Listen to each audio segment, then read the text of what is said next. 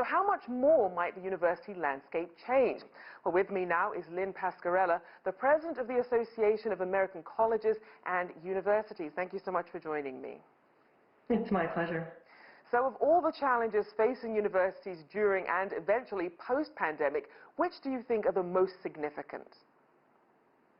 Well, I think while colleges and universities across the country and around the world demonstrated remarkable resilience and innovation in the pivot to remote learning, in the process, the food and shelter insecurities that were experienced by so many of our students were magnified and unveiled, alongside the expansiveness of the digital divide.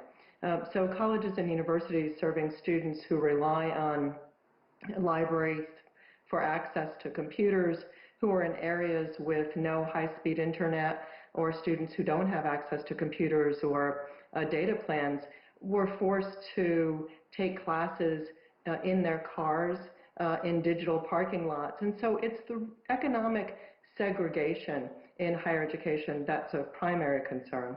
And then, of course, there is concern about the safety of faculty, students, and staff when we return, if we return in the fall. Now, a lot of these free resources for students come because of a lot of revenue. So discuss the importance of international students when it comes to university funding and how that's been changing over time.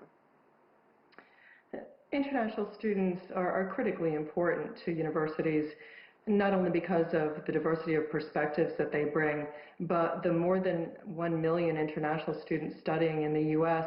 contribute approximately $45 billion to the U.S. economy, with China, India, South Korea having sent the largest number of students in the U.S. We've seen a decline over the past few years in international students, in part because of governmental policies and barriers to international students studying here. But there's still so much interest on the part of international students to get an American education.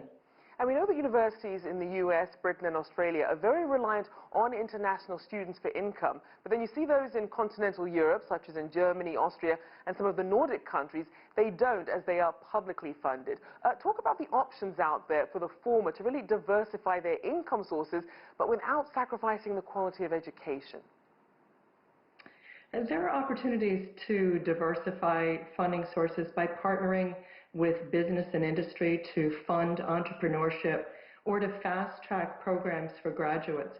We've seen with the global pandemic we're coming close to a global economic recession, millions of people unemployed in the U.S., and so we need ways for colleges and universities to expand their partnerships with K through 12, with business and industry, and with each other to share resources.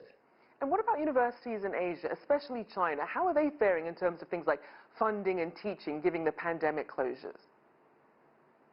Well, like all countries, China is facing severe economic losses from the pandemic, and that will inevitably have a negative impact on higher education, particularly scientific research, with funding reduced and projects delayed. Some universities have already announced funding cuts. For example, Zhejiang University's research budget has been cut by the Ministry of Education and will drop more than 25% in 2020. So this will pose challenges. It's not just an American phenomenon or what's going on in Europe, but in Asia and around the world.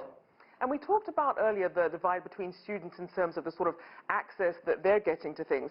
But could the pandemic result in a greater divide between those universities with some of these high-profile research programs or larger endowments versus those that are smaller or less involved, especially in research during a pandemic?